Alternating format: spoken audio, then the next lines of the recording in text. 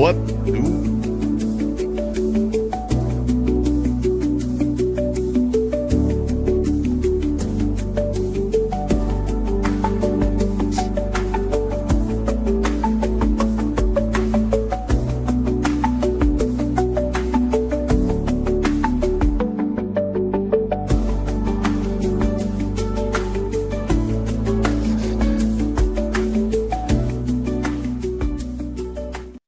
What's going on, everybody? Good morning and happy Friday to everybody, all you wrestling fans out here watching the Wrestling Hour right here on, of course, Podcast Heat, our new little home, Podcast Heat Wrestling.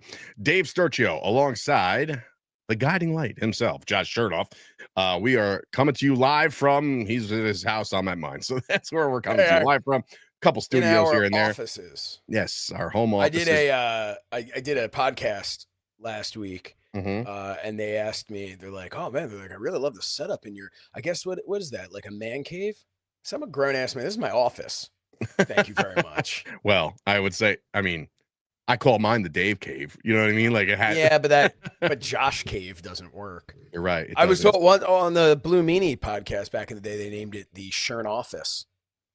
Shernoff, which is pretty cool. It rolls. It rolls. I hope everybody's doing well out there. James Sorensen. I got to interrupt you, Dave. Sorry. Because James Sorensen says, bow at the feet of greatness, as JBL once said, and I'm bowing.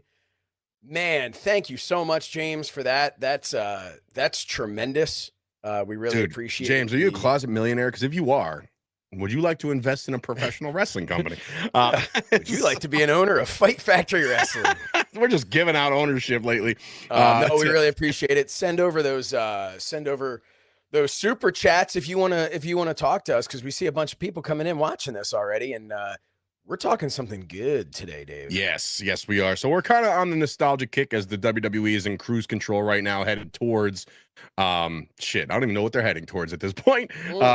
Survivor Series. My water. Survivor Series, right? And Saturday night's main event already happened. So Survivor Series season.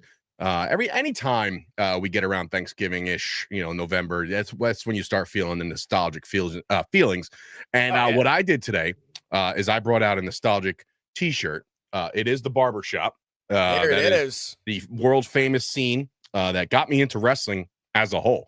It turns out Shawn Michaels doing something like that was only the beginning of some of the things that he would pull off with the WWE early in his career with the DX and the Heartbreak Kid and everything pre-injury. We'll say that. All right. Pre-injury, Shawn was a little bit of a troublemaker, I guess you could say. Last week, we went over Survivor Series 2002. The week before that, we went over Survivor Series, I believe it was 93, if I'm not mistaken.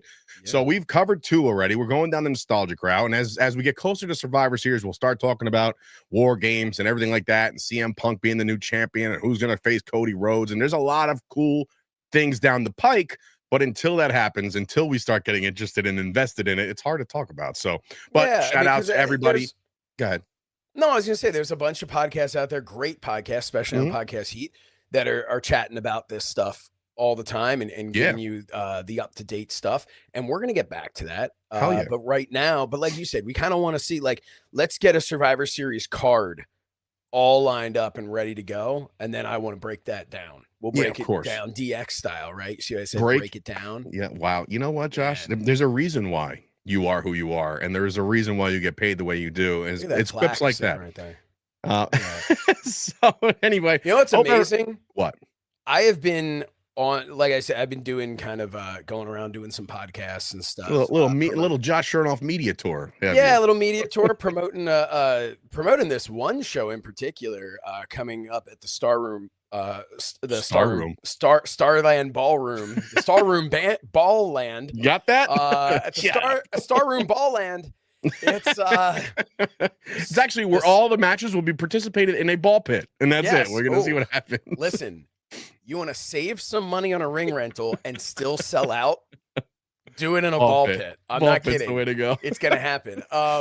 So Starland Ballroom, November 15th, right around the corner at this point, man. We are less than 2 weeks away. We are 8 days, bro. 8 days away. Less than 2 weeks. We're a week away. We're really, a week away. Yeah. It's down to the nitty-gritty here, and there's a loaded card. We've made our adjustments that we've had to make. We're gonna have a meeting today. Hopefully, if Officer Payne ever wakes up from his slumber, we'll figure out if he's available. But there's a lot of cool things. Guy, what a slacker as he's over there protecting the streets of New York City, and then has the nerve to sleep after a long night of protecting and serving. I will say in his defense, but that son of a gun, in his defense, New York's never been better. So it's all good. Love it. Hey, fun fact about New York. They make these shirts that say New York. Garbage. They make these shirts, they say New York or nowhere. And I used to really believe that. I'm like, wow, man. Yeah, bro. New York pride. I just wish you never been? No, I've been there. I would change that shirt to like Madison Square Garden or nowhere. Yeah. Hammerstein's fun. Stadium or nowhere. Let's narrow it down. Let's not talk about New York. What stadium was that? Yankee Stadium. Okay, Yankee Stadium. I thought for a second you were going to talk about MetLife Stadium in the shadow of New York City. As they say. Yeah, I know. They love throwing that in there because they New Jersey just has nothing to be proud of because their football teams stink. Their baseball teams haven't done jack squat in quite some time. Well, the Yankees won the World Series last year, but that doesn't matter. Anyway, I mean, God, that was a year ago at this point. What have you done for me lately? So 2024. Well, we don't like to talk or think about the past. So let's focus on 1997, the Survivor Series. Yep. When wrestling was 97 was an interesting year, Josh, because you were floating into the Attitude Era. You're starting. It was just around. It started because of the feud that we're going to probably talk about at length. The main event of Survivor Series 1997, and that was the feud between Shawn Michaels and Bret Hart coming to a head. Now, look, everybody knows they did work. WrestleMania 12, Iron Man match, overtime, Shawn Michaels, big super kick, bing, bang, boom, boyhood dream comes true. A lot changed in a matter of like a year and a half because I feel like your boy, I'll call him your boy Bret Hart got very bitter with the company, it seems. And then the reemergence of the Hart Foundation and, adding Owen Hart and Brian Pillman and just going full-blown Canada rules and America sucks and all this other stuff. And then you had the emergence of Degeneration X, which was Triple H, Shawn Michaels, China, Rick Rude, right? So you had these two polar opposites, right? And eventually you knew they were gonna kind of clash. And it was only a matter of time. Shawn Michaels and Bret Hart's rivalry pretty much ends here, but then carries on. The repercussions of this carried on till, I don't know, they shook hands in 2011 or something like that. Yeah. So like there was a lot of animosity, and we'll get into the entire card as we did last week, because you're going to hear some names on this card. You're like, oh, remember that guy? Yeah. So they were on, it was a little bit of a mixed bag. Yeah. I want to, 97 is my favorite year in wrestling. Really? 100% my favorite year in wrestling. And a large portion of that, large portion of that is the NWO and Sting, and it's Bret and Shawn, the Hart Foundation, the rise of DX, the rise of Stone Cold Steve Austin, because and it's so funny because in some ways, and I mean not in some ways, in pretty much every way that you could break this down financially or ratings wise, 97 couldn't hold a candle to 98, right? Fair. But to me, the ride to get there was so much better than once we got there. And now that's not to say, listen, we hadn't even begun with The Rock yet at this point. Right. The nation was just starting to kind of buzz around a little bit. Yeah. And it was still like, we were at the point, I think by this point, I want to say Ahmed Johnson was in the nation. It was like that weird kind of, point in time. But I think, because I think The Rock was out with an injury. I don't remember exactly when he came back, but it was around this time.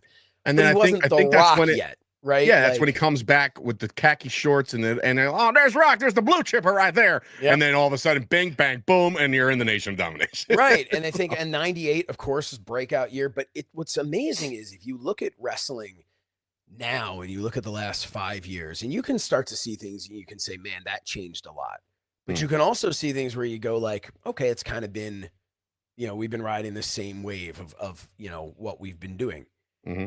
If you look at from, let's say, WrestleMania of 96, right? As you mentioned before, the Iron Man. I was 12, match, yeah. Mm-hmm. WrestleMania 12. And you take that, and 2 years later, WrestleMania 14. These are completely different companies. Completely. Hell, you go WrestleMania 13 to 14. These are completely different companies. 13 was by far, to me, the oddest, and maybe it's just unlucky number 13, but 13 was very odd. Which is interesting because it featured one of the greatest matches of all time, Bret and Austin. Bret and Austin, yeah, you're right. So but again, the rest of it was kind of this weird like hodgepodge of like for instance, in limbo. Bret, you've got Bret and Austin where you're just like, oh man, yeah, this is where wrestling was really getting going and all that. Mm-hmm. And then you also had Rocky Maivia versus the Sultan. So like, right? Like, so it was you 13. And this is part of what I loved about 97 was there was that transition period. Royal Rumble 97 was it was badass. It was coming up, but again, here we are at Survivor Series. And I want to take a look at Survivor Series 96, Madison Square Garden, Shawn Michaels versus Sid. And you look at that to Survivor Series 97, 1 year later with gang rules and everything. And just, a lot of it was visually, I think their lighting changed. They had they went much more, there is a reddish tone to things. There's one match in particular that we'll get into from Survivor Series 97 that just left the red light on the entire time. Okay, yeah. So we'll get to we're gonna get to all that. It's in there. Yes. Trust me.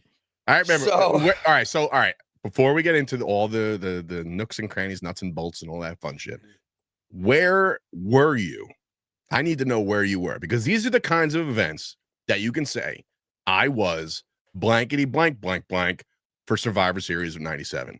I, for one, was at my buddy Billy's house. I wasn't allowed to order pay-per-views. They were too expensive for my mother. So I had to find some friends who either had the black box, if you all remember what that was, or you actually had people that would like call up the hotline, hey, I need the pay-per-view, bang, it's on your TV, here we go. So yes, my buddy Billy, who I still somewhat talk to nowadays, I remember watching that, and we'll get into the main event when we get to the main event. Your first reaction as a kid, because I'm 12 years old when all this is happening. You're right. What, 14? You know what I mean? So like, or 13 or 14. So like, I would have just turned 14. Right. Yeah. So like, we're peak.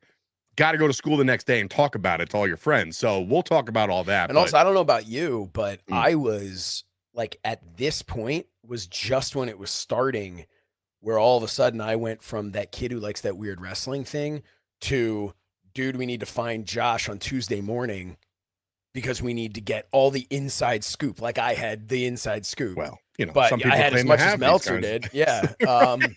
But like, it was, I will say WrestleMania 12. I remember watching WrestleMania 12 at Bill Apter's house, and Bill's on the phone with wrestlers throughout it. With him, so that was really cool. So wait, a 12-year-old? Oh no, you said 14. So that was WrestleMania 12. I was 12. All right, so 98, you were 14. So you're a 14-year-old at Bill Apter's house? Well, no, I was 12 at Bill Apter's house. Why the 12? My brother. Right, I digress with all that. That's all right, cool. Let me make that very clear before. That's very Scott cool Hall, that you were with legendary. As Scott Hall said to me when Bill introduced me to Scott Hall at backstage at All In. The first, All In. And he goes, and he's like, yeah, this is Josh. I've known Josh since he was 10 years old. And, he used to come over to my basement and we'd watch wrestling. And he's like, is there anything you need to tell me? Like, what was this guy doing to you in the back? And it was so hilarious. Hey, did he touch you in a bad place? But, so no, none of that was happening. Bill Apter was a saint. We would all get together. It was a lot of the neighborhood kids, but I should mention my sister and Bill's daughter My sister and Bill's daughter were like best friends. And you're turning Bill Apter into that character from Family Guy. Like, no, but he wasn't. I actually asked my mom at one point. I've told Bill this. Well, I asked my mom at one point. Things were much different back then. Well, I was like, I was like, Bill was great. Bill was just awesome, right? He was awesome, but I don't know. He just but I said on not wearing his pants. I said, you guys were just well, listen, man, it was hot in there. You know what I mean? Like, but a gentleman always offered an ice cold beverage. Oh, and when you would wake up after drinking that beverage, no, terrible. Bill was always an awful joke. We're sorry. Bill was it's great. A joke. Bill was entertainment great. Purposes only. Cancel me. What's gonna happen? I'm gonna lose the no money that James Stearns will just send the money directly to my account. I love you, James. We're gonna have to give you our Venmo. No, I'm not making any light of that type of stuff. That's obviously horrific. But I do want to make it abundantly clear.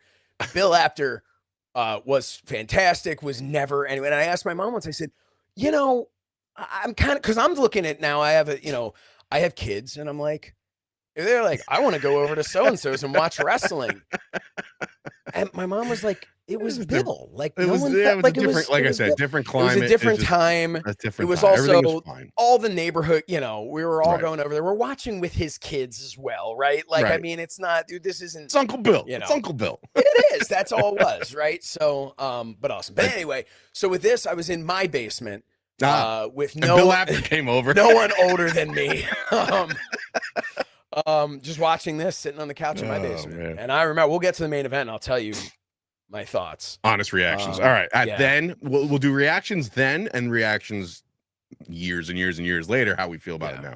And we want to hear your reactions too. Yeah. So hit us up with a super chat. Super duper chat. We'll talk all about it. Okay. So here we go. Survivor Series 1997. It was the 11th annual Survivor Series. I'm just going to read directly from Wikipedia, much like some people do when they induct Trish Stratus into the International Pro Wrestling Hall of Fame.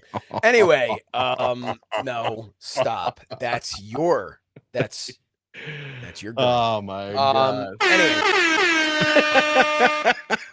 All right, so this pay-per-view took place at the Molson Center in Montreal, Quebec, Canada.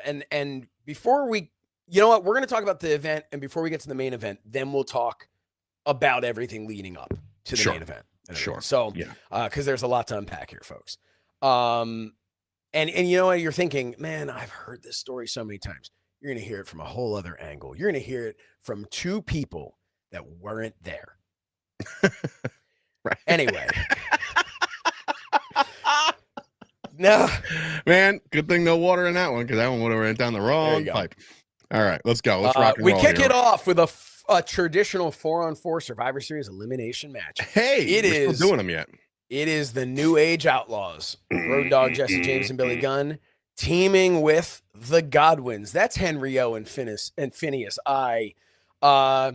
They would go on against the Headbangers, Mosh and Thrasher, and the new Blackjacks. Blackjack Wyndham, Blackjack Bradshaw. The way this went, first, Henry O at 3 minutes and 52 seconds eliminated Bradshaw. Shoo-wee! Then Wyndham got one over on Phineas at the 5:14 mark. Then Mosh took out Billy Gunn. Oh. Or I'm sorry, I'm reading this backwards. Let's go back to the beginning, and it's going to make a lot more sense. Bradshaw eliminated Henry Godwin. Phineas then eliminated Blackjack Wyndham. This is starting to make a lot more sense. No offense to Mosh. I love him. Love Chaz. The man. But come on. Billy Gunn eliminated Mosh. 8 minutes and 42 seconds. Thrasher then eliminated Phineas Godwin at 12:38. Road Dogg takes out Bradshaw at 13:44. And we wrap it all up with Billy Gunn taking out Thrasher for a 15-minute, 25-second match. Your survivors, the New Age Outlaws. And man, we knew where we were headed here. The New Age Outlaws were so damn cool at this point in time. And they're wearing they're I don't know what they're wearing exactly in this, but South Park shirts and stuff like that. Road Dogg had the Look Ma No Curse airbrushed on the back Yeah. because it was the Armstrong family curse, and now he was getting over.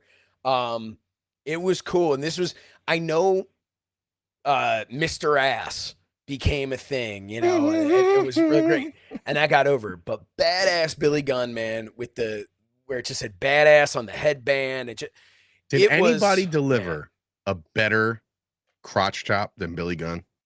I feel like he was the violent. intensity, the violence behind that. Like, I'm like, oh my God, why don't you calm down there, Billy boy? But no, he was, yeah, man, the best crotch chopper of all time. And this was actually Billy before Gunn. DX. So he was doing the actual, hey, suck it. Not like, hey, DX, suck it. No. Yeah, this not was the, this was the, like that, blah, blah, blah. You know what I mean? Dude, I'm going to tell you. And that guy is got me so much detention. No, but Billy Gunn, you know, I think he's 104 years old now, and still can run circles around you and me. That dude looks so good. He is in such incredible shape. It's not fair. He is also like, yeah, I mean, he's the best. He's you know who's a great follow on social media, and I believe TikTok in general? Billy Gunn's wife. The reason why is because all she does, it's either, all right, I'm mistaken here. If I'm mistaken, I'm sorry. It's either his wife or his daughter. Somebody's always following him around with a camera and just making him feel so uncomfortable at all times. And it's a really entertaining, it's a really entertaining follow. I saw a video yesterday where she goes, hey, Billy, and she might have even said, hey, hun. So maybe it is his wife saying like, do you ever wish that you were more athletic? and the way he's like sitting there, like eating chips and shit, he's like, like he's just so bent that he's being asked. Anyway, Billy Gunn gets the win. That's a big one. Speaking of people just kind of sitting there, did you see the photo of Randy Orton like behind his wife at Halloween? No. And the dude's just sitting out there, like obviously like they're handing out candy or whatever, and he's just sitting like, and he doesn't look miserable, but it's just.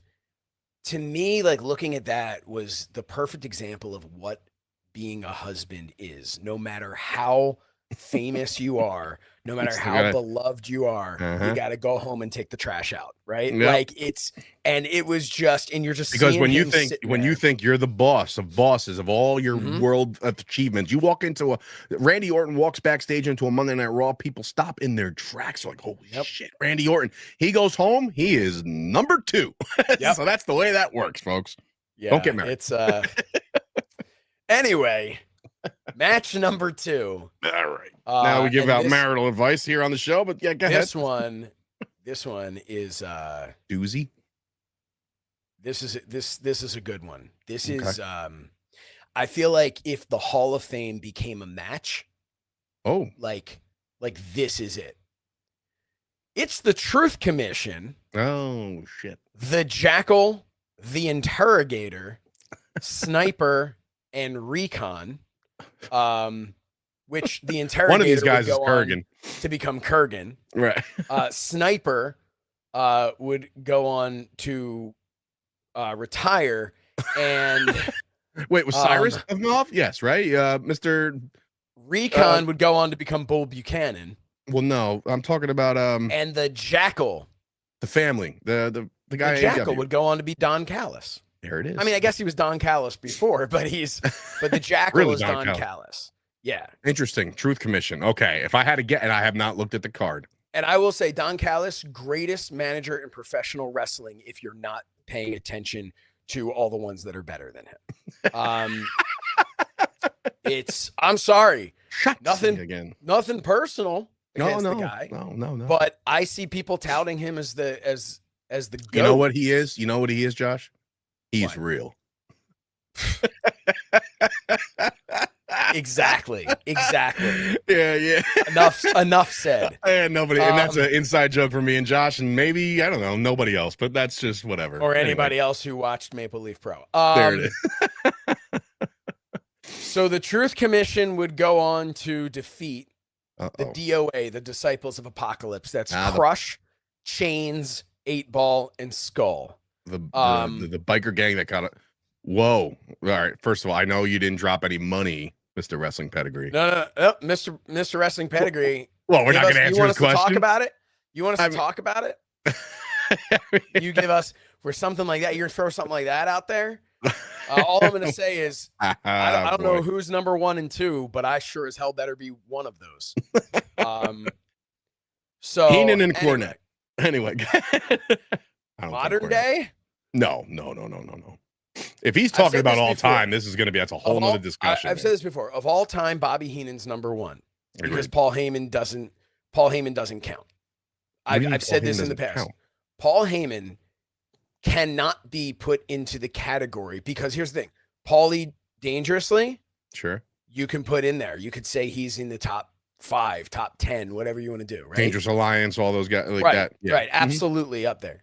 But Paul Heyman, as a full body of work, people want to associate him as the greatest manager of all time. And I just feel like Paul Heyman is in a league of his own. So he's on an island by himself. Yes, an island of relevancy, some might say. That's my feeling on it. Because Bobby Heenan as a manager and as a color commentator is number 1. But Paul Heyman, I mean, he revolutionized the business with ECW. Yeah. I said this in an interview recently. He was number 1 he had a Hall of Fame career as Paulie Dangerously. He had a Hall of Fame career strictly as what he contributed to ECW. He had a Hall of Fame career strictly as the agent of Brock Lesnar. He had a Hall of Fame career strictly with the Bloodline.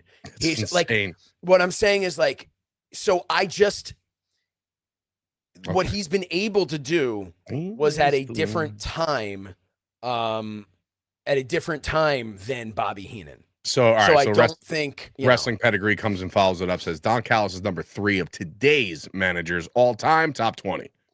So I'll give him the top 20. Fine. You want to put him at 20? I don't give a crap. But I'm saying put him in the top 20. You're fine. But like maybe you have to really break that down. And me and Josh have talked about this at length. Like make managers great again. You know what I mean? Like, ooh, that. Yeah. And wrestling pedigree. If you're not familiar with me, you think I'm just telling tales out of school. Go look up some of my stuff. Go look up some of my promos. Look up some of that stuff. Now, granted, I'm only as good as the team that I have the privilege of managing as I serve at the pleasure of Sent to Slaughter. But I'm sorry. I'm, the guiding light. He's about to pull an MJF and say, I'm better than you, and he knows it. So that's that. Yeah. Thank you, Jimmy Sorensen, my friend. Look at that. Yeah. Number 1 in the ring, number 1 in our hearts. That's how you get it done, folks. That's how you get it done. So welcome back to the show. Anyway, all right, Matt. All right, so the bikers, they win or lose? The recyclables. The recyclables, because that's all they did was recycle those guys. So pretty much. So here's what happens. Josh, you're always my number 2. I mean, I'll take that. That sounds gotta like know who's number 1. I mean, number 1 has got to. But if number 1, if you're saying Paul Heyman's number 1, I'm going to accept number 2. If for people who want to say Paul Heyman is number 1, I will accept number 2. Always. I will never, ever claim to be better than Paul Heyman or Bobby Heenan. That's not, you can't. And you're your own guy. It's a whole different I'm my own guy. Right. Shtick. That's my thing too. And you're also doing this, Josh, this is a big factor. You're doing this without the power of a multi-billion-dollar company behind you. You're doing this all on your own. So like which in fairness gives me some opportunity that maybe it doesn't give other people. Right. I can say what I want to say. Yeah. Anyway. All right. So bikers win, lose, draw. How did that play out? Interrogator beat Chains, 8-Ball beat the Jackal, Skull beat Recon, Sniper beat Skull, Interrogator beat 8-Ball, His friggin' names, dude. Snipper and the Snipper and Sniper and the Interrogator beat Crush, Soul Survivor, Interrogator, Kurgan. Nice. Obviously, who are they starting to get behind? You can kind of see where we're headed here. Sure. Now, soon to become the oddities. Now, yeah, right. Now, nobody remembers that shit. We head on to match number 2. By the way, that match was 9 minutes and 59 seconds. So match number 3 is next. Match number 3 is next, and it is the third of 4 4-on-4 Survivor Series elimination matches, and I love it. I don't know why, but I'm feeling a little Takamichi or some shit. But go ahead. Maybe I'm wrong. I mean, I can't speak to how you're feeling, but he was not a part of this, as it was Team Canada versus Team USA. This is the Felipe and what the hell are their names? I forget. Okay. Hans and Franz. I don't know. You know what I'm talking about. Let's talk a little bit about Team Canada. Okay.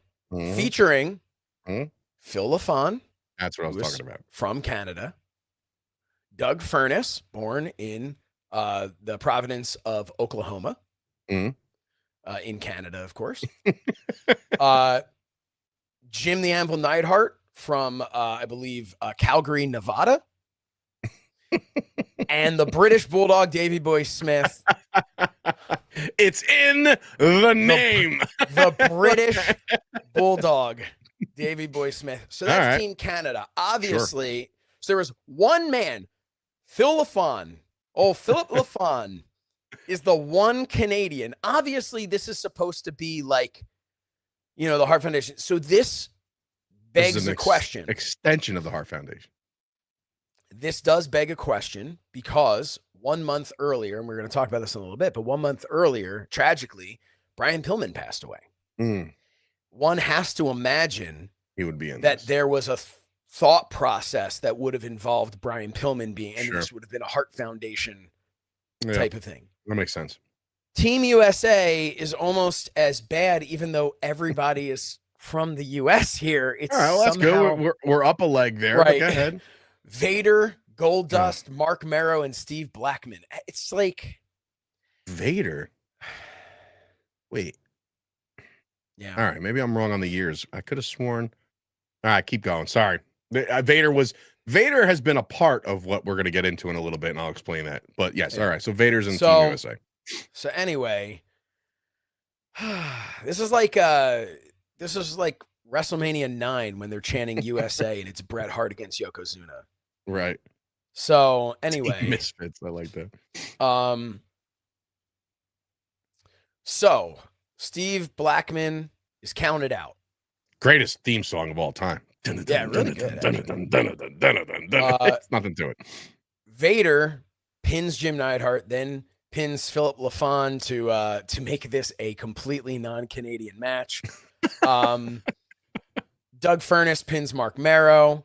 Goldust is then counted out. Vader pins Doug Furness. Yeah, there are two count-out eliminations in this match? Yes. And then the British Bulldog defeats Vader via pinfall. So Team Great Britain gets the win. Sole survivor of Team Canada, the British Bulldog. I love this. It gets better. Go on. As Bob Holly said, oof, we got to bring Vince Russo back. Oh God. How's he doing with Gigolo Championship Wrestling? Do you all right? I heard he brought himself in or something to that effect. Major get for him. Huge, bro. So yeah, that match was great. But then a singles match. Wow, Flash, you are so no. Kane. He was another part of this. Okay, go ahead. With Paul Bearer versus Mankind. Okay, so this is what I was referring to when I talked about the red light being lit on, because that's the only thing that Kane wrestled and performed under the red light for a while. And the reason why I was thinking Vader and Flash Funk is because if you watch, and this is how my brain works, and this is wrong, how my brain works, because I don't remember what I heard a lot of people agree with that. Yeah, no, my brain works in a way where I can't tell you what I had for lunch yesterday, but I can tell you that Vader and Flash Funk are in the montage leading up to this in the Kane buildup, and then they bring out Mankind and he kicks the shit out of him too. So. Yeah, I mean, just look, tremendous build for Kane. The red light thing, they've gone back to that. They went back to that with the Fiend. They did a whole Hell in a Cell in a red light. It's not ideal. No, you can not barely for the viewer see. At home. Yeah, not for the viewer at home. I can't imagine for the talent. I'm trying to think if I went to any shows in '96 or '97 when Kane was doing the red thing. I don't remember if I was ever there live. I don't think so. But it was. Kane beat the brakes off of Mankind, right? Like they just kept him strong, and Mankind just did the job. No, I mean it was a 9-minute. Did he hit him with a wrench match? I think he hit Vader with something, and then Vader he stepped on it, and you could see it was fake. I don't know. The wrench was like this thick, by the way. It was like one of these wrenches, like what? Only that could only fix Mack trucks. Speaking of Mac, Speaking anyway, of Mac truck, yeah, we'll talk about it, dude. We'll have to talk about that. I guess when we're leading up to it. When is that? That's like 2 weeks. Next week. Oh it's man, literally next Wednesday, Tuesday. Yeah, gotta get my suit pressed. Yeah, it's gonna be a time. Anyway, go ahead. Anyway, we then move on to the final 4-on-4 Survivor Series elimination match. Give me some heavy hitters here. This is heavy hitters here. Yeah. Which begs the question. I guess Ahmed Johnson was no longer okay. This answers it.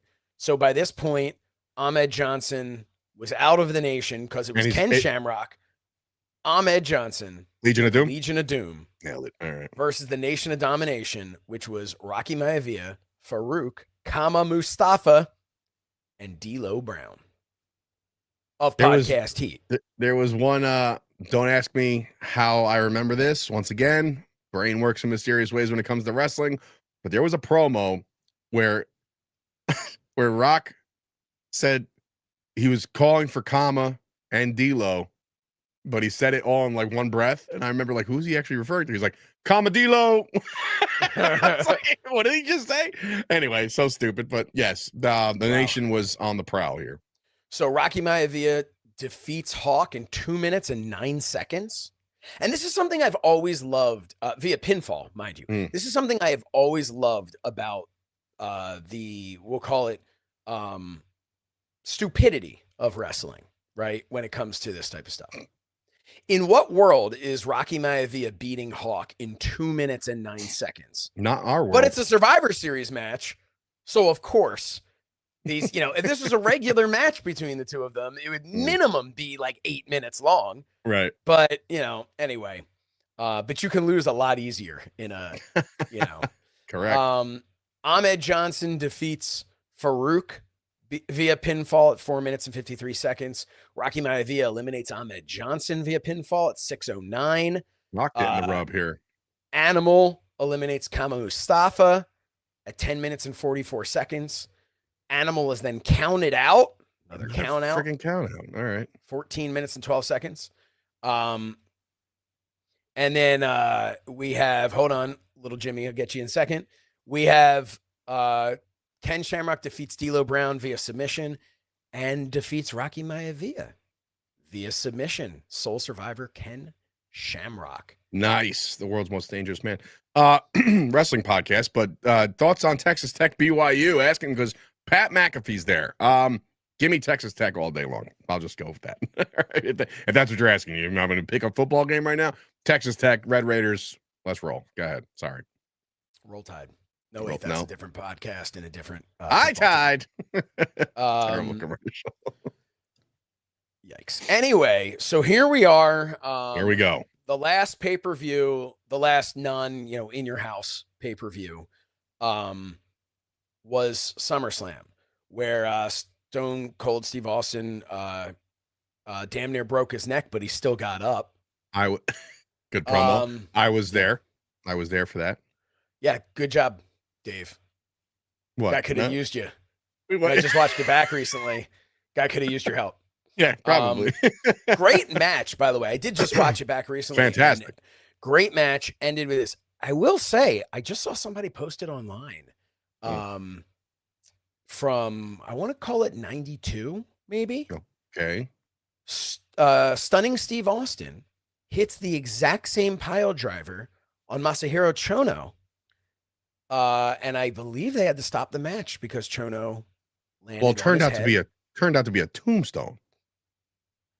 No, the sit out tombstone. Okay. Exactly what Owen, the inverted pile driver, exactly what Owen did. So all right, so that happened in his life already, and he was like, "Do this." Austin did it to Chono. That's what I'm saying. Chono with the move. So Austin was like, "Let's just do this for this match." No, which now makes more sense as to why Austin had said, "Don't drop to your ass, drop to your knees." And according to Austin, that was the thing. And Owen said, "Fine, that was it." The question to me. Look, you're quick in the moment. Maybe Owen just, maybe how he had him. He obviously had him low. Maybe he probably thought to himself, if I have him low, I'm going to just go to my ass because that's going to be a lot easier to protect Austin's a big dude. Right. You know, that's a lot easier to protect. So, I mean, look, accidents happen, of course. That's a whole other story there. But speaking of accidents, SummerSlam 96, there was an accident between Shawn Michaels hitting The Undertaker with a chair. So therefore it started everything. Yeah. Unbelievable. Exactly. That was 96 though. What? That was the start of SummerSlam 96? Wasn't it 96? It was 97. Oh, all right. Well, I'm wrong. Bret won the title. That's how it all starts. Okay. No, I'm stupid. Yeah, how that works. Yeah. Bad. So Stone Cold had a 4-minute and 3-second match against Owen Hart, defeating Owen Hart for the Intercontinental Championship, which, remember, Austin had been stripped of the title. I'm waiting for the relevance. What's the relevance between SummerSlam and Survivor Series? Like, why are you talking Austin Owen right now? Because Austin and Owen, then Austin got his Owen got his comeuppance. Oh, okay. So Survivor Series. The Owen push. Yes. All right. Fine. No. Okay. You're confusing me here. Like this one. Yeah. Bring it back here. At SummerSlam. Yes. Owen drops Austin on his head, yep, but Austin still, rolls him up. 1, 2, 3, Intercontinental Champion. Austin is then stripped of the Intercontinental title. Okay. Mm-hmm. At this point, and according to this, says he defeated Owen Hart for the title. So I guess Owen Hart had gotten the title back, which I don't really remember in which way that worked. But whatever it is, Owen Hart's now Intercontinental Champion again. Austin comes back and beats Owen Hart. This is the first pay-per-view, major pay-per-view since Owen dropped him on his head. This is Austin's first match back since. Got it. You following now? Why we're talking about Austin and Owen? But I'm just keep going. I don't know why we're talking. Like, are we not in the main event? No, we're on match 6. Stone Cold Steve Austin defeated Owen Hart at Survivor Series 1997. Holy sugar! I'm sitting here waiting. I'm like, yeah, the main event time, and I'm like, you're just talking about SummerSlam. I'm like, why is he going to SummerSlam? Yes, okay. Hi, welcome back to Earth, wow. Dave. Jesus, holy shit! I promise it's not always like this. We're watching the WWF. Okay, that was a wrestling company. Oh, here you go. So wrestling pedigree coming. Owen defeated Ron Simmons thanks to Austin. In the tournament. Yes. Yep. At the end of the tournament. I remember that now. Yep, perfect. Yep. Thank you. Thank you. Okay. I'm back. Keep going. Okay. This was Austin's first match back. Got it. After what had happened. Damn near broke his neck. Yeah, all right, got it. Yeah, so fun fact, immediately after Steve Austin versus Owen Hart match and before the Bret Hart Shawn Michaels match, a video package was aired featuring promos from Ahmed Johnson, The Undertaker, Bret Hart, Farouk, Steve Austin, and Shawn Michaels discussing their athletic backgrounds and injuries suffered, ending with Bret Hart saying, "Try lacing my boots." Yep. Great promo. Finally, don't try this at home. Finally, it ended with the first use of the WWF Attitude Scratch logo displayed on the screen. Oh. I did not know that until right now. There you go. That was which is kind of massive. Yeah. You know? In later re-airings, the video package, obviously Hart's tagline would be replaced by Austin saying, "Try lacing my boots." But yeah. Thank you, Jimmy. Thank you, Jimmy. He doesn't want to acknowledge the Survivor Series main event because Bret screwed Bret. We'll talk about that in a couple minutes. We're almost there. You're the man, Jimmy. Well, here we are. Here we are. We are at the main event. It is Shawn Michaels challenging for Bret Hart's 5th WWF Championship. Okay. Everybody knows what happened. We don't need to give a whole history lesson on the Montreal Screwjob. But here's where we're at with it. Dave, I want to first get your opinion on this. Did it have to happen? I believe, in my heart of hearts, no pun, I believe that the Montreal Screwjob had to happen because Bret Hart was not in favor of doing business the way that Vince and Shawn and Triple H and all these guys, they wanted to do it this way. He said no. They come up with another storyline how they're gonna do it, and then they already in their minds they're like, he ain't gonna play for this. You know what I mean? Like, this ain't the way it's gonna play out. We got to do it ourselves. And again, yes, if you look back at this catastrophic incident in WWF history, it had to happen because I don't think Bret was willing to play ball. That's all. So here's the thing. Look at it from Bret's point of view, right? I want to seriously, everyone, Bret screwed Bret. Or just watch Wrestling with Shadows and you can find it all from Bret's point of view. But from Bret's point of view here, right? This guy signs a 20-year contract for $1 million a year or something like that. Vince reneges on the deal shortly after, encourages him to go to WCW. Great. He's going to do that. He's getting a lot of money. That's going to be great, with the mindset of, I'm going to go make a lot of money in WCW and then hopefully I'll come back. I think that was probably always the mindset of what we're going to do. But now Bret has creative control in his contract. And to me, this is where I have so many questions about the legitimacy of this. I, for many, many years, thought that this was a work and that it was Owen's death that killed the chance of Owen's death and Bret's injury that killed the chance of this. And of course, Michael's injury and change of life and all that kind of did what it did. In more recent years, I've come to believe that it wasn't a work, but that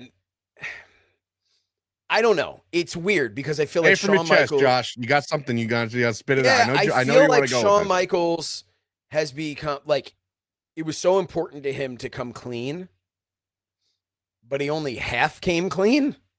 Like, why would you come clean? Why, if something's a work, would it be so important for you to come clean and go, I knew about it, but choose not to say, like, it didn't. So I'm saying it's not a work, but it didn't have to happen.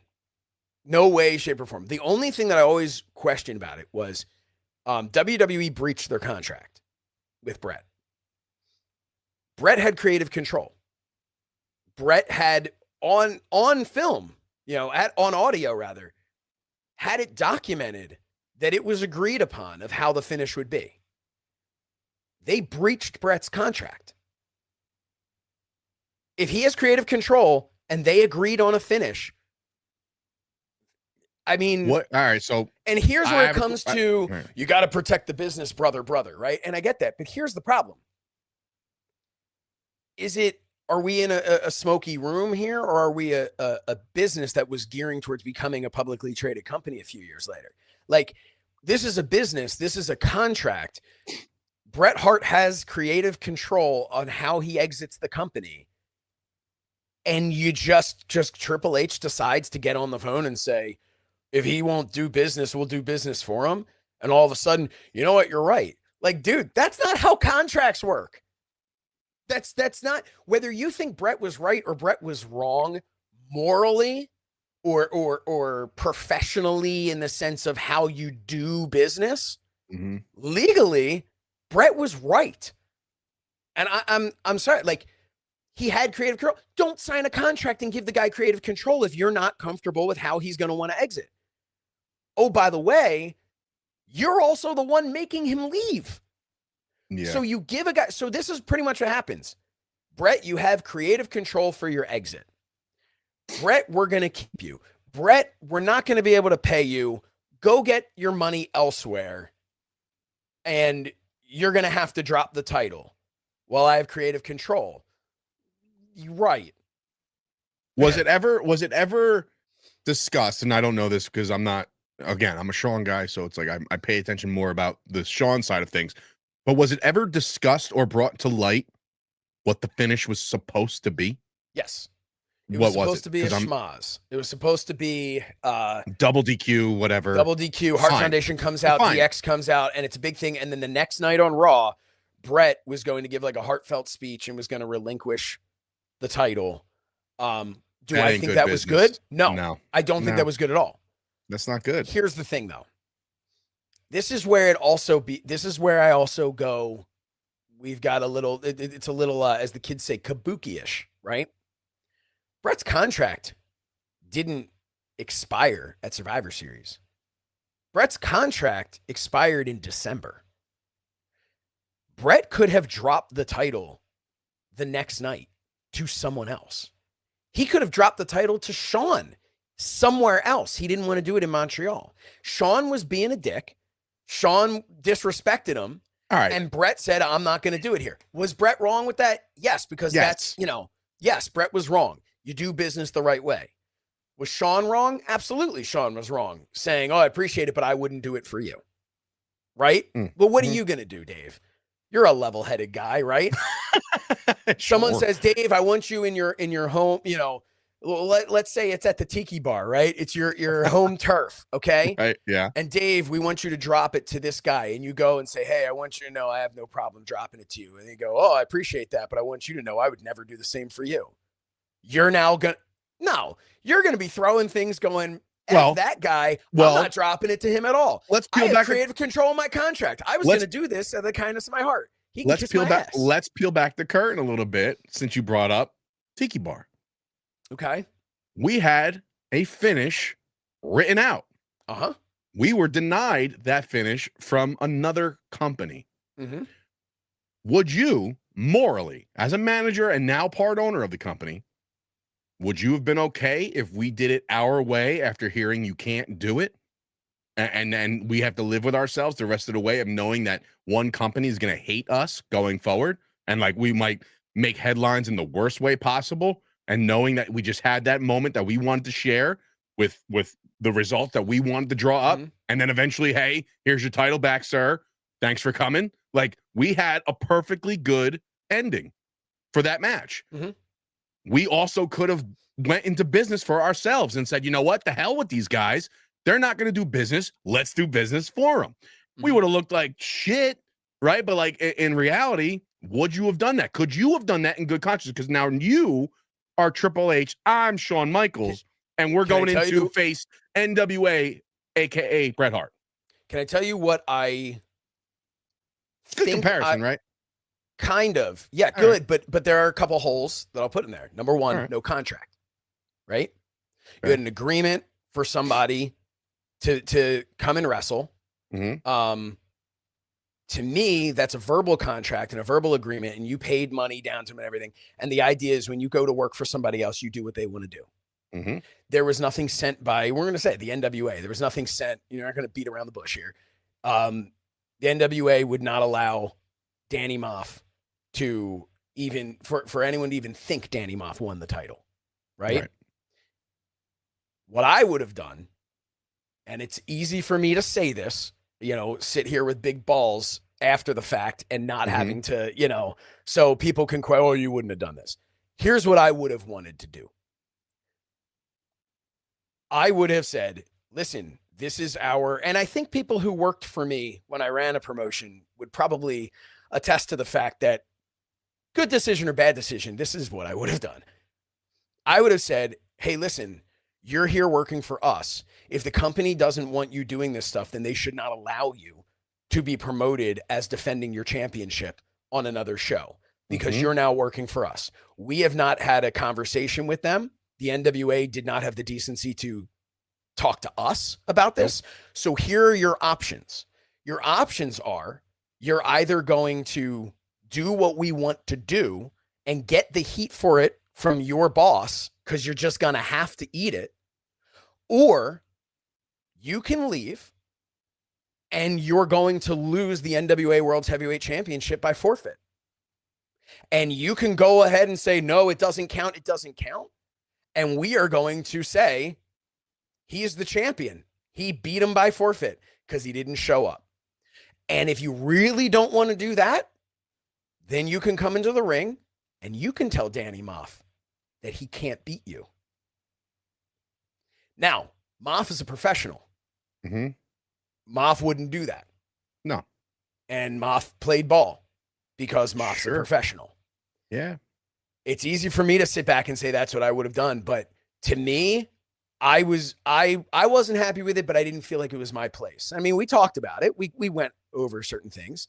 Wasn't my place to give you guys a bad reputation. And I think that goes to show you, like you said, I think that the larger companies that have television deals or whatever they have in place, we'll talk about NWA, TNA, AEW, WWE doesn't allow people to do independents, maybe on a select, like random show, but like 3 major companies do not either. You have 2 options. One, do not let your talent go wrestle other places and give them rules to oblige by. Or 2, you let them go make their money and we creatively do what we want to do with these people, because it's so hackish and so circus. And you know what? And I'll look, anybody who's reading between the lines here, I know we're off on a tangent because we're supposed to be talking Survivor Series 97. Very similar situation. Let me paint the picture for you as fast as possible. Danny Moff is the Fight Factory champion. He had him scheduled and was requested by Kevin Keenan, the referee, saying, why don't we do title for title? Danny Moff versus Tom Latimer for whoever wins gets both the belts, right? That's what we had scheduled. We said, you know what? How great would it be if we did like a dusty finish where in that moment of time, for 5 seconds, Danny Moff would win the NWA World's Heavyweight Championship, hold it up for some pictures, everybody's happy, and then, oh, by the way, here comes Kevin Keenan saying, nope, you're disqualified, you laid your hands on me, whatever, still champion, Tom Latimer. That was it. We weren't allowed to do that because NWA felt like we shouldn't give anybody on our roster an opportunity to have this lineage of this NWA World's Heavyweight Championship. Josh, it was, and this is no offense to anybody, it wasn't GKM or TJ Crawford, the guys that are on the rise. Those guys aren't going to go win the NWA World's Heavyweight Championship. This is Danny Moff. Do this for even bigger names than Danny Moff. And listen, Cardona, and here's where I say, and this is what goes back to the Bret thing. This is what goes back to the Bret thing, right? Here's what I say is, I'm okay if the NWA says, no, you can't do this. Fine. But then that needs to be the very first thing. Hey, there is no scenario where anything like this can happen. Are you sure you still want to book him? And then make it a title for title? I probably would have said no. Right. I would have given Danny Moff somebody to eat up and look like a dominant champion that he is. Yeah. So, but as far as this goes, the bottom line is I do not believe Bret screwed Bret. I think that's a cute little thing to say. Bret didn't screw Bret. Vince screwed Bret. Bret did not play ball, but in his defense, he didn't have to. I have a question. Bret let himself get emotional personally over something that he shouldn't have. I also think, and I will say, as much as I love Bret, dude, every loss Shawn Michaels ever had was in the United States of America. Bret can lose in Canada. Like, I get the different, but that was weird. This wasn't Calgary, Alberta, Canada. This wasn't Canadian Stampede. Right? That I would have been more like, okay, this is your home. This is just another country. Like, this is another country. You can't. He didn't play, and Jimmy just came in and said it. He didn't play ball. And my question to you now, some people, some conspiracy theorists out there say that sometimes we're living in an alternate timeline, an alternate universe, like there's a glitch in the matrix, all that stuff. Yeah. My question to you, Josh, would this have gotten this far?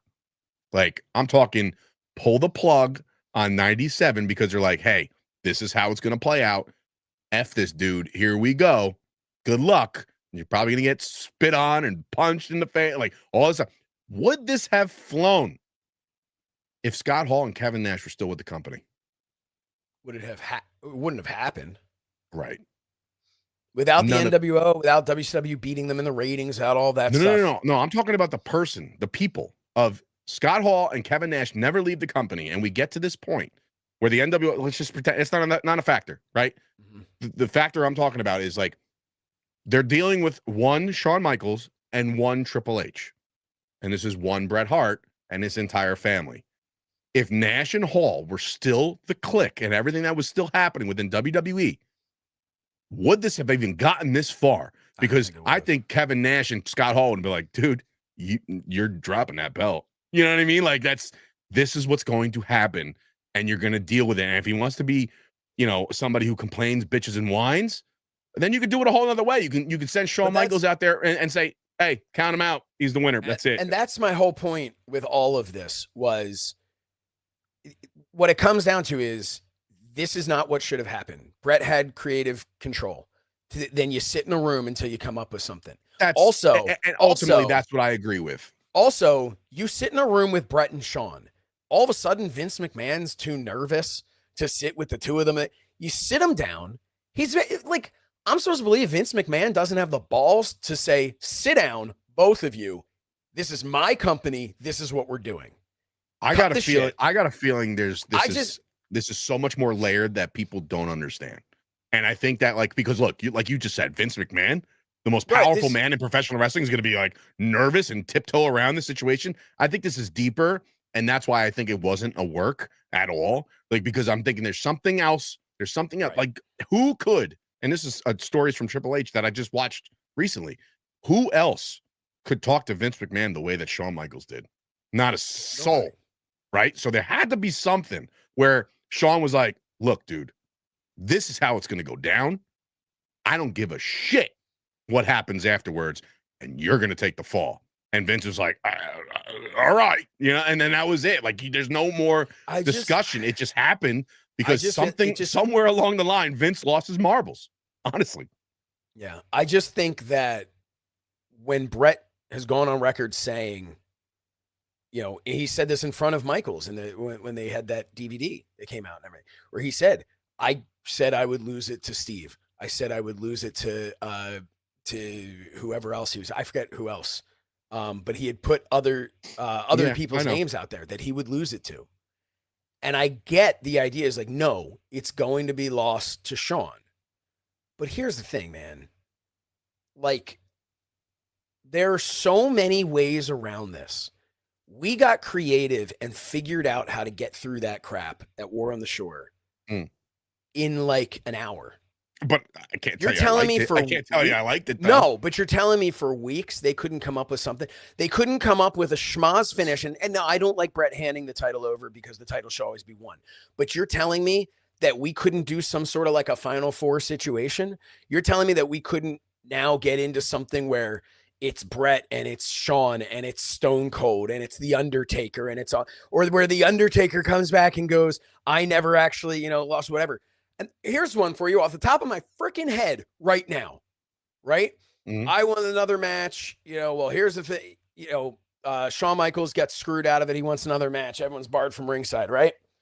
Well, how about, if you're going to do it, wait a minute, there's somebody else who got screwed from this whole thing. That was The Undertaker got screwed at SummerSlam. And if there's going to be a rematch, there's going to be a triple threat match. And it's going to happen tonight on Raw. And it's going to be Bret Hart versus The Undertaker versus Shawn Michaels for the title. And what's going to happen is pins Taker. Taker, who is embroiled in this feud with Kane, he hits the tombstone on Bret. Lights go out. Here comes Kane. Kane chokeslam or a tombstone onto Taker. Shawn Michaels cover onto him. Shawn's the champion. Bret's pissed off. He never lost the title, but Shawn won the match. Done. That just popped into my head right now, and you're telling me. And you know what? I would have signed up for that as a fan first because Shawn was my guy, and I'm like, whatever. I win the title however you want to win the title. But now as a promoter and a booker of wrestling, I would say that works completely. That's why, and again, this goes back to what we were saying before. When these guys and girls compete for other companies, and you, oh, by the way, give them a title, right? Now you're pigeonholed because of the fact that they're contracted with another company that says they cannot lose. So now you're like, oh, okay. So now you have to figure out ways to take belts off of people without taking belts off of people. It's so bizarro. And Wrestling Pedigree just said right now, 3-way at Survivor Series with Taker. And it just occurred to me, you know who wasn't on the show? The Undertaker. The Undertaker. Right. Are you kidding me? You're right. You guys are both right. So what I'll say is, no matter what your opinions are of Bret, and yes, I think Bret was, wasn't willing to play ball, but at the same time, you have to remember Bret Hart signed a contract that gave him the right to not have to play ball. Listen, And when you turn around and say, yeah, from I'm a legal sorry, from a legal Bret standpoint, was right. Bret was right. From a personal good for the business standpoint, Bret was wrong. So, like, give him creative control, but do the right thing, Bret. Right. You know, like the right thing for the business that just told you, hey, you know that contract that you signed that you based your future on? Yeah, we're not going to be able to afford it. See you later. Go work somewhere else. And I'm now going to sit there and make sure that I do everything right for this business. Jimmy Sorensen says, Josh, I love you, but you're wrong. No, James, you're wrong. And I just explained that. Love you too. Just like Fight Factory is wrong for not booking Sent to Slaughter at no Thanksgiving. Well, listen, I appreciate that, but here's the thing. Danny Moff has the Premier Championship to defend against Joey Janela. While I'm sure they wouldn't have the balls to book them anyway. And I'm sure you talk about contracts. Yeah, I'm sure. Yeah. Where's Sean Donovan? Not booked. He told me he wasn't available. No, he did not say he wasn't available. Yes, he friggin' did. No, because he texted me and said, why aren't I booked? So don't give me that. Maybe we're getting conflicting reports. No, I have a fourth team. They're ready to sign, and we're good to go.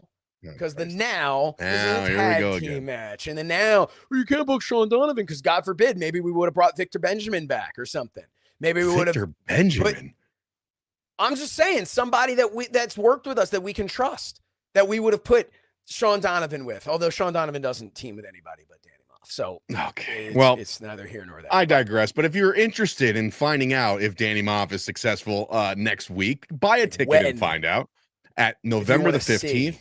The Starland Ballroom. It's and you know what? I'm going to release this right now, and I'm going to tell you right now, and this is an exclusive for the Wrestling Hour. Oh, we will open the show with our championship match. Jesus Christ! Why? Why? Because I do what I want, Josh. That's why. Fuck. What are you asking me questions for? I'm the freaking boss. You know what's fun about this for you? Mm. You get to do that. That's great. Mm-hmm. And now I suppose I'm the one who now has to send a text to Danny Moff and say, oh, for the second show in a row, I guess because somebody else played politics, you get to open the show. Nobody played politics. I'm saying we're crowning tag team champions, our very first tag team champions, and we feel like that might be the main event. Did I not? I'll do what I want, Joshua. Thank you. Yeah. All right, Cartman. Listen, my authority.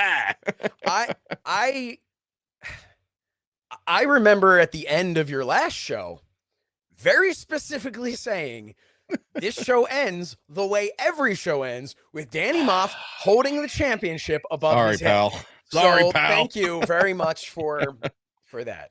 Ruining your opportunity. Moff's gonna kill you. Moff's gonna kill you. You know what? I don't care. Moff's gonna kill you. I don't sweat Moff. You think I sweat Moff? I don't sweat Moff. I don't sweat Moff. This is gonna be fun. He's a teddy bear at the end of the day. But anyway, you see what I'm dealing with, people? Survivor Series 1997 review. Oh, should we say who won the match? Which match? Oh, yeah. By the way, Shawn Michaels is your new world champion. And in the very worst. You want to talk about controversy? Oh, man. You want to talk about the worst celebration of all time? This is it. Yeah. That's it. You got to. I remember the big rounding the corner. You're talking about controversy. I know this big ass paper airplane comes flying in. I'm just like, dude, people are pissed. It was a riot. It was a perfect way to end. God is my witness. I had nothing to do with it. My hands are clean. My hands are clean. My hands are clean. And I'm like, God, my hands are clean. And then he swears to God. And then he swears to God. Come on, man. Well, he didn't have the relationship. 3 years later, you found him. He didn't have that relationship with God. That's why, if you notice, his hair was cut appropriately. He was not as charitable of a man back then. Vince Russo idea, he said. Well, you know. Jimmy wants you to send the text right now. Don't do it. Listen, I'm in a good mood. It's Friday. No, I'm going to call him. I'm not texting him. I'm going to call him because No, let it go. Have you ever sat next to that man when he gets hot about something? I was at War on the Shore. It is audible. His anger is audible with not a single word being. His breath is so loud when he gets angry, and that gorilla just. I love that. Listen, man. Like Starland Ballroom. And get you're your making tickets. me do. And Josh is You know going to who I have feel bad a for? very fun conversation. What? Joey Janela. Why? His Moff's going to take out his aggression on Joey Janela now. Joey has earned this. Joey has earned this, so we'll see. No, he hasn't. And you know who hasn't said a word about this match? Joey Janela. He's busy. I'll let Moff know. Oh, Joey Janela's first of all, too busy to tweet about Can we talk you. about, hold on, before we get out of here. Joey Janela hasn't said anything. Where's Moff?